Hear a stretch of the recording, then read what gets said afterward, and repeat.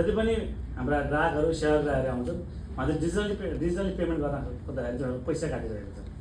अनि ब्याङ्क तपाईँहरू आफै भन्नुहुन्छ डिजिटलाइजेसनमा जानु पऱ्यो, अनि त्यसपछि क्यासलेस हुनु पऱ्यो, पेपरलेस हुनु पऱ्यो। ब्याङ्कको त खर्च घटेको छ नि त, जस्तै चेकबुक घटेको छ, चेकबुक छाप्नु परेन, भाउचर छाप्नु परेन, सायद त्यो गर्दै गर्दा थोरै म्यान पावर पनि घटेको छ होला। भनेपछि ब्याङ्कको खर्च घट्दैछ, तर सेवाग्राहीको चाहिँ प्रत्येक ट्रान्जेक्सनमा पैसा काटेको छ। यसो हेर्दाखेरि 10 रुपियाँ हो हेर्दाखेरि चाहिँ, तर यसो हिसाब गरौँ त हाम्रो अब सिएज्यू हजुर सिए अब बहिनी उहाँ पनि सिए नै हुनुहुन्छ होइन। यसो हिसाब गरौँ त 1000 रुपियाँलाई हामी ट्रान्जेक्सन गऱ्यौँ भने एउटा यस्तो ठाउँमा गएर हाम्रो पैसा सकिन्छ कि हामी ट्रान्जेक्सन गर्नै सक्दैनौँ। भन्न खोजेको मतलब के भने लङ लास्टिङ एकदम लामो समयमा हामीले हिसाब गर्ने हो भने मान्छे जिरोमा आउँछ त पैसा चाहिँ हाम्रो। त्यो कतै कतै हामीले गर्दै गर्दा हामीले चाहेर नचाहेर जाने नचाहेर हाम्रो कुनै सेवाग्राही ठगिरहेको त होइन। त यो गर्नु चाहिँ नगर्नुपर्ने हो, झन् सुविधा दिनुपर्ने हो। तपाईँ डिजिटली पेमेन्ट गर्नुहोस्, तपाईँलाई हामी क्यासब्याक दिन्छौँ, क्यासब्याक अफर हुनुपर्ने ठाउँमा। तर एभ्री ट्रान्जेक्सनको 10 रुपियाँ काट्ने 10 रुपियाँ काट्ने 10 रुपियाँ काट्ने हिसाब गरौँ त 1000 रुपियाँ कति टाइममा आएपछि त पैसा जिरो हुन्छ। तर प्लिज यो सुविधा चाहिँ तपाईँले किन दियो भने तपाईँले अर्थ मन्त्रालयले भन्दै गर्दा ब्याङ्करहरूलाई भनेर यो सुविधा चाहिँ काटिदिनु पऱ्यो। यो चाहिँ पैसा चाहिँ काट्नु भएन। Thank you.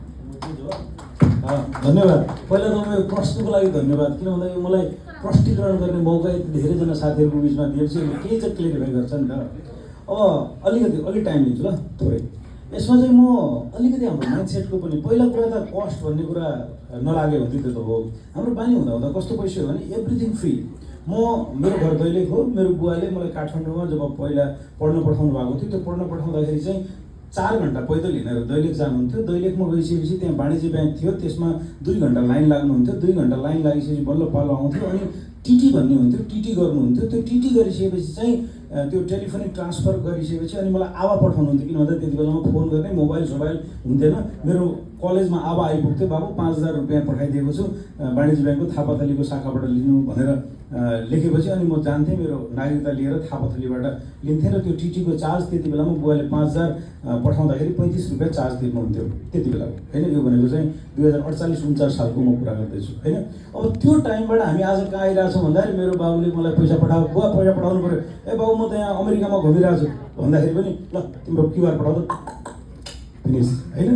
अनि अब हामी त्यो लेभलको सेवाबाट यो लेभलको सेवा पाइरहेछौँ म कुरा गरिरहेको छु। नम्बर 1। नम्बर 2 चाहिँ अब यसमा फेरि मैले स्ट्रेट फरवर्ड हजुरको क्वेसनलाई यसो भन्न खोजेको पनि होइन।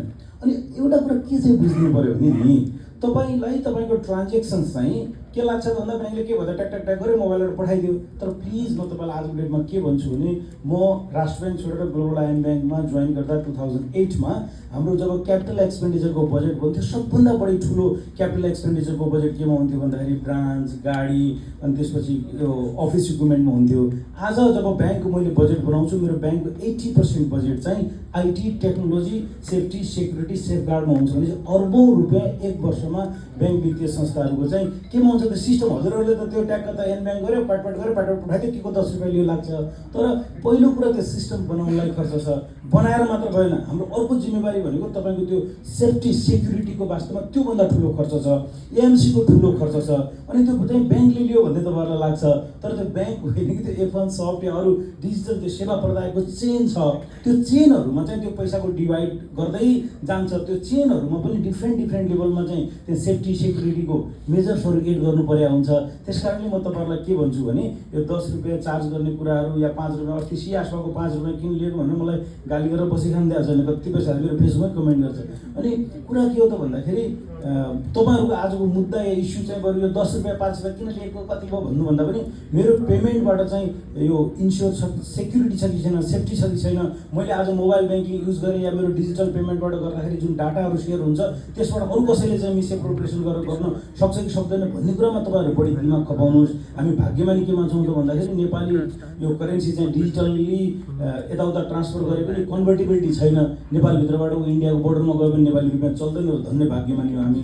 विदेशतिर त तपाईँको करोड रुपियाँको चाहिँ त्यो तपाईँको मोबाइल एप्लिकेसनबाट चाहिँ त्यो ह्याक गरेर दायाँ बायाँ गरेर कतिको खाता खाली गर्दै हुन्छ। यही पनि तपाईँहरूको कतिपय साथीभाइहरूको भएको छ। त्यस कारणले मलाई चाहिँ बरु तपाईँहरूले चाहिँ प्रश्न गर्दाखेरि 10 रुपियाँ 5 रुपियाँ किन ल्याउनु भन्नु, त्यो खाता एकदमै इफिसियन्ट हुनु पऱ्यो। बरु तपाईँको क्वेसन के त भन्दा बेलामा चल्दैन, जति बेलामा चाहिन्छ त्यति बेलामा मोबाइल ब्याङ्किङले काम गरिरहेको छैन, कार्डले काम गरिरहेको छैन भने म आज त्यो कार्ड बरु इफिसियन्टली काम गर्ने, मोबाइल ब्याङ्किङले इफिसियन्टली काम गर्ने, नेटवर्क कम हुँदा पनि इफिसियन्टली काम गर्ने कसरी बनाउने अनि तपाईँको ट्रान्जेक्सनलाई सेफ्टी सेक्योर्ड र कन्फिडेन्सियल कसरी राख्ने भन्ने कुरामा अलिकति क्वेसन गरिदिनु। यो 10-5 रुपियाँ तिरौँकै केही फरक पर्दैन। यो चाहिँ त्यसबाट कमाएको छैन ब्याङ्कले, अरूबाट कमाएको छ, तर यो चार्जेसहरू लिएर कमाएको भन्ने चाहिँ वास्तवमा भ्रम हो। त्यो फेरि दोषमा आफै लिन्छ, किनभने हामी ब्याङ्करहरूले चाहिँ के त भन्दा व्यवसाय गर्दै गर्दाखेरि पनि कतिपय चिजहरू चाहिँ फाइनेन्सियल लिट्रेसी, ब्याङ्किङ लिट्रेसी चाहिँ यो जनसमुदाय समक्ष पुर्याउन नसकेको कारणले पनि यो छ। अनि अब हामीलाई त अलिकति हो भने त कहाँ 10 रुपियाँ लिएर लाग्छ एकजना अर्कोलाई,